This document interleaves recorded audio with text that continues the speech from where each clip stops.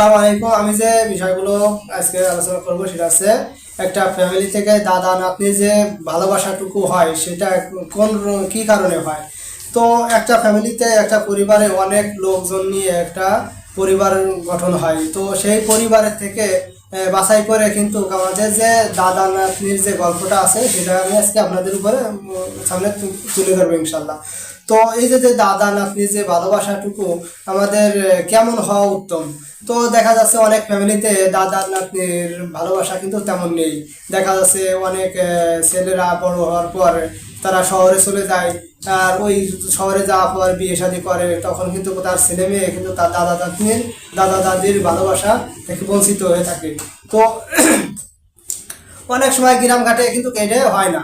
এই গ্রামঘাটে এটা কিন্তু হয় না। গ্রামঘাটে দেখা যাচ্ছে যে দাদা যদি হাটে বাজারে যাচ্ছে, নাতি কিন্তু তার কেনি লগুল ধরে, হাতে যে লগুল আছে কেনি লগুল ধরে কিন্তু তার সাথে হাঁটি হাঁটি পা পা করে তার সাথে বাজার ঘাটে যাচ্ছে, হাটে যাচ্ছে, সদাই করতেছে অনেক মোহাব্বতের সাথে। দেখা যাচ্ছে অনেক সময় দাদা নাতনি ইয়াকিও করে। দেখা যাচ্ছে দাদা কুজু হয়ে গেছে, অনেক বৃদ্ধা হয়ে গেছে, সেই ক্ষেত্রে কুজু হয়ে গেছে। তো নাতি কিন্তু ইয়ার্কি করে হলেও নাতি কিন্তু দাদার মতো কুজো হয়ে তার সামনে যে হেঁটে বেড়ায়। অথচ দাদা আবার হেসে বলে যে দাদা দাদা ভাই যে আমি তুমি এরকম করছো, তোমার কিন্তু কিরকম বয়স এক সময় হবে। অথচ আবার দেখা যাচ্ছে দাদা শীতকালের সময় রোদ্দুরে যেয়ে বসে। একটা দেখা যায় এমন ভাবে বসে শীতকালের সময় যে একটা কই কই মাছ মারা যে বড়শিগুলো আছে বড়শির মতো দেখা যায়। তো অনেক দুষ্টু নাতি আছে, তারা যায় জিজ্ঞেস করে দাদা কই মাছ মারা বসি কত দিয়ে কিনলে। তো সেই ক্ষেত্রে দাদা বলে যে দাদি নাতনি তুমিও এই সময়টা পার করবা, তুমিও এই সময়টা পাবা, ধৈর্য ধরো। তো এরকম আছে। তো অনেক সময় দেখা যাচ্ছে যে এই দাদা নাতনির থেকে আমাদের যে মানে সন্তানেরা আছে যে বড় হয়ে যাওয়ার পর এই যে দাদা নাতনির যে মহাব্বতটুকু আছে এটা কিন্তু বঞ্চিত হয়ে যায় শুধু ওই সন্তানদের কারণে।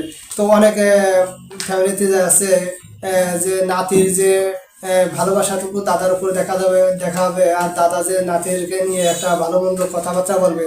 দেখা যাচ্ছে অনেক সময় সন্ধ্যের সময় হলে গ্রামঘাটে দাদা নাতনি মিলে কিন্তু গল্প করে।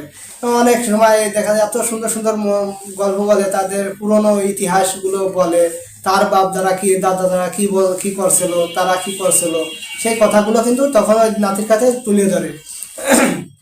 অথচ এই কথাগুলো কিন্তু অনেক ফ্যামিলিতে অনেক বেটার কাছে কিন্তু এটা ভালো লাগে না, যার কারণে তারা কিন্তু সরে নিয়ে আসা যায়, সরে আয় পুরো মানে পড়ালেখা করতে হবে সেটা করতে হবে, আর ঘরের মধ্যে থাকবে অত পাইসারি করিস কেন, এরকম কিন্তু বলে। আর তখন কিন্তু কই দাদার মনের ভিতর কিন্তু কষ্ট লাগে যায়।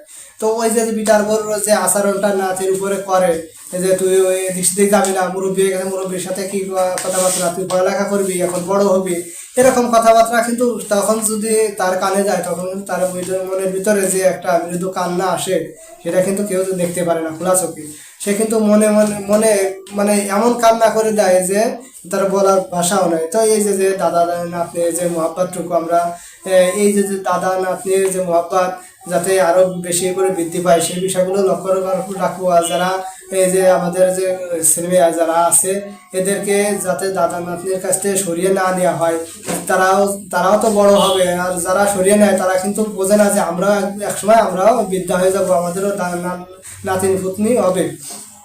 তো এই যে দাদা নাতনির যে ভালোবাসাটুকু এইটা কিন্তু বড় মহাব্বতের জিনিস। এটা কিন্তু সবার কপালে থাকে না। অনেকে দেখা যায় যে অনেক বড় হয়ে যাওয়ার পরও বলে যে আরে আমি আমার দাদার মানে ভালোবাসাটুকু পাইনি।